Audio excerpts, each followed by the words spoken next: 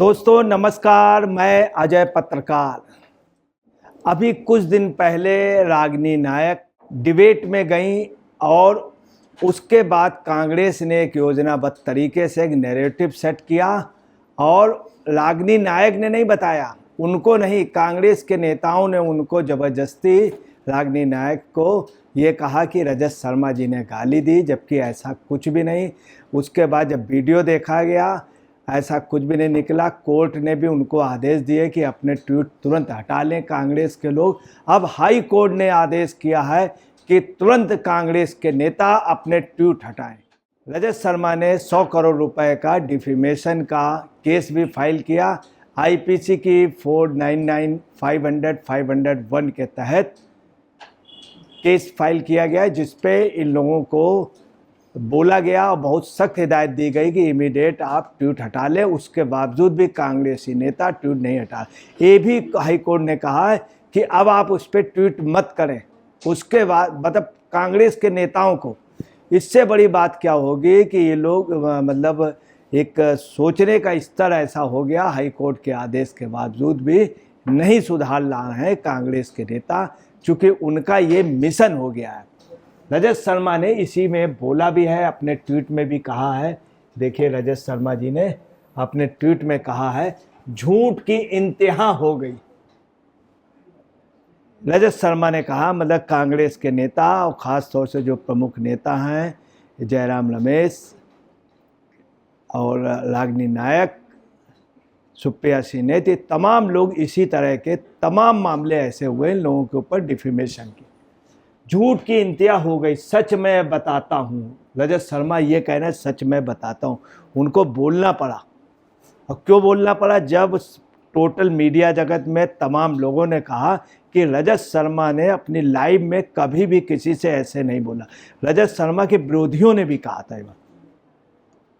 रजत शर्मा ने आगे कहा कि सच मैं बताता हूँ, झूठ की इंतहा हो गई। आज ही कोर्ट ने अपने ऑर्डर में रागिनी नायक, जयराम रमेश और पवन खेरा को निर्देश दिए हैं कि वो 14 जून 2024 के ऑर्डर के मुताबिक अपने ट्वीट डिलीट करें।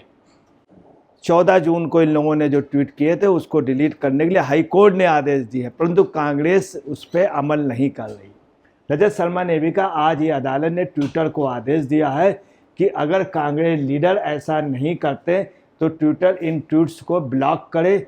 आज कोर्ट ने ये भी कहा है कि कांग्रेस के लीडर इस डिबेट से संबंधित कोई पोस्ट न करें जब तक अदालत अंतरिम आदेश पर फैसला नहीं कर लेती।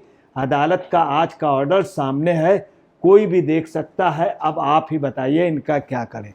देखिए, ऑलरेडी कोर्ट ने कह दिया है और ये भी कह दिया अब कोई ट्वीट न करें, इनके उसको जाम करने के लिए कह दिया। मतलब कोर्ट को कहना पड़ रहा है कि आप कांग्रेस के नेताओं को कि आप उस पर ट्वीट मत करें।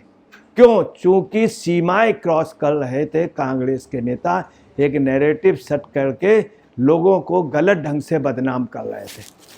अब देखिए, कांग्रेस के नेताओं ने एक योजनाबद्ध तरीके से इस तरह लोगों को बदनाम करने का, ये देखिए रागिनी नायक हैं, ये जयराम रमेश हैं, अब पवन खेरा, इन लोगों का यही काम। पवन खेरा ने ऐसे प्रधानमंत्री के खिलाफ बोल दिया, फिर जल्दी जाके स्टे ले आए, अरेस्टिंग स्टे ले आए। कोर्ट ने भी इनको काफ़ी लज्जित किया। जयराम रमेश का यही है, सुप्रिया सिन्हा जी का है, स्वयं राहुल गांधी के ऊपर भी मानहानि के मामले हुए। अब देखिए, स्पष्ट लिखा हुआ है, कोर्ट ने आदेश किया है अपने 15 नंबर पे, 15 नंबर पे, defendant number 4 and 6 further undertake that they shall not post the videos as identified by the plaintiff in the plaint or any further tweets regarding the debate dated 4 June 2024 telecasted on India TV channel till the IE number such and such or their challenge to at interim order dated 14 June 2024 is finally decided by the court। ये already order किया है court ने। इसके बावजूद भी कांग्रेस का जो पूरा उनका वो है कुनबा वो लगा हुआ है कि ऐसा कोई ऑर्डर नहीं हुआ है, ऐसा कुछ भी नहीं कहा है, क्लीन चिट दी, जबकि ऐसा कुछ नहीं। ये ऑर्डर की कॉपी आप देख सकते हैं। और ये इन लोगों के ऊपर हिदायत है, उसके बावजूद भी ये लोग अपने में सुधार नहीं कर रहे हैं, कोर्ट के आदेश के बावजूद भी। अब देखिए इस उसमें दूरदर्शन के प्रमुख वरिष्ठ पत्रकार श्री अशोक श्रीवास्तव जी ने भी ट्वीट किया है और उन्होंने कहा, अशोक श्रीवास्तव जी ने, ये लोग बेशर्मी पर उतर आए हैं। मतलब जो लोगों ने इस तरह से रजत शर्मा को बदनाम करने की कोशिश की थी, उनके लिए कहा है, खासतौर रागिनी नायक, इनकी पूरी जो ग्रुप है, स्पष्ट रूप से कहा ये लोग बेशर्मी पर उतर आए हैं। देसी भाषा में इसे नंगई कहते हैं और ऐसे लोगों का इलाज किसी के पास नहीं है। रजत जी को उन्होंने संबोधित किया, अशोक श्रीवास्तव जी ने, दूरदर्शन के जो प्रमुख हैं।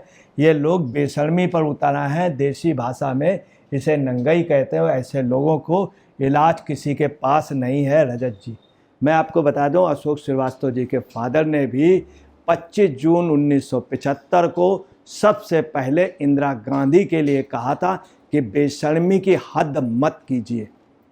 पहला हिंदुस्तान का पत्रकार था। उसके बाद इंदिरा गांधी ने अशोक श्रीवास्तव जी के फादर को जेल में डाल दिया था, मीसा DIR लगा दिया था। उसके बावजूद भी अशोक श्रीवास्तव जी के फादर के लिखे हुए आर्टिकल पूरे दुनिया में छपते थे, BBC में उनके न्यूज़ में नाम आता था, जबकि भारत के अंदर प्रेस में, मीडिया में प्रतिबंध लगा दिया गया था। तो ये वो लोग हैं जो डरने दबने वाले नहीं। इन्होंने स्पष्ट कह दिया ये लोग बेशर्मी पे उतर आए, और यही उनके फादर ने भी किया था। इंदिरा जी के लिए इतनी बड़ी बात कह देना कि आप काला कानून, सबसे पहले उन्होंने कहा था एक काला कानून आपका नहीं, हालांकि उनको उसकी बहुत बड़ी सज़ा दी थी, मतलब प्रधानमंत्री ने डायरेक्ट।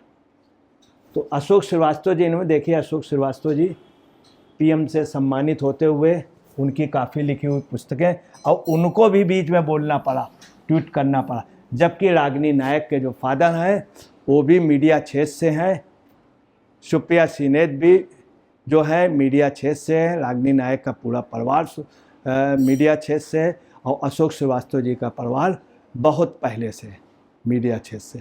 यही वजह है कि उनके फादर को लोकतंत्र सेनानी का प्रथम खिताब मिला था। उसके बाद वो पेंशन शुरू हुई है लोकतंत्र सेनानी की। अब देखिए रागिनी नायक जी को, हकीकत यह है कि रागिनी नायक जी को एक कॉन्स्पिरेसी के तहत कांग्रेस ने इनके सीने, इनके कंधे पे धर करके बंदूक चलाई। हकीकत यह है कि इनके कंधे पे धर के कांग्रेस ने बंदूक चलाई। रागिनी नायक किसी तरह से अपना जुगाड़ करके डिबेट में बैठ जाती थी। उस पर भी इनका, चूँकि इन्होंने गलत बोला, जबकि इन्होंने उस समय विरोध नहीं किया, ना कुछ ऐसा हुआ था। बाद में एक नैरेटिव सेट किया गया, जबकि ओरिजिनल वीडियो में ऐसा कुछ भी नहीं। इन्होंने एडिटेड वीडियो कांग्रेस के नेताओं ने भेजा। अब देखिए राजू जी ने भी अपने उसमें लिखा है, इन झूठियों को बीजेपी सरकार ही कुछ नहीं कर पा रही, तो रजत जी आप ही क्या करेंगे? कोर्ट में नाक रगड़ के माफ़ी वीर बन जाएंगे बस, कोर्ट में नाक। परंतु इस समय आप दानवीर कर्ण की भूमिका मन निभाने लग जाना। ये बात इसलिए कह रहे हैं कि तमाम ऐसी डिफेमेशन के मामले हुए, बीजेपी के लीडर व तमाम लीडर ऐसे हैं जो लोगों को माफ़ कर दिया। ऐसा केजरीवाल भी डिफेमेशन का इसके ऊपर मुकदमा हुआ था, जब ये हार गया, वहाँ पे हारने की पोजीशन आ गई, तब केजरीवाल अपनी वाइफ के साथ अरुण जेटली के यहाँ चले गए, वहाँ पे पैरों पड़ गए तो उन्होंने माफ़ कर दिया। ऐसे तमाम मामले हुए।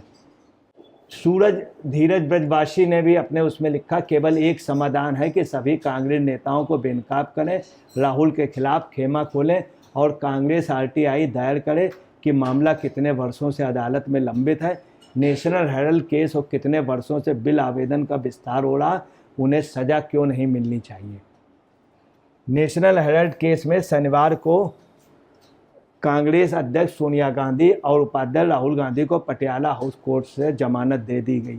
आपको बताना है राहुल गांधी भी जो हैं वो डिफेमेशन के केस में दोषी, उनके ऊपर मुकदमे चल रहे हैं और उनको उसकी खामियाजा भी भुगतना पड़ा है। इसके अलावा मीडिया क्षेत्र से पता नहीं क्या है, पूरी राहुल कांग्रेस का शुरू से नैरेटिव रहा है।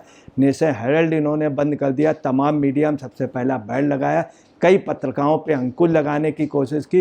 राहुल गांधी ने एक पत्रकार से भी कह दिया था अभी तुम्हारी हवा निकल गई।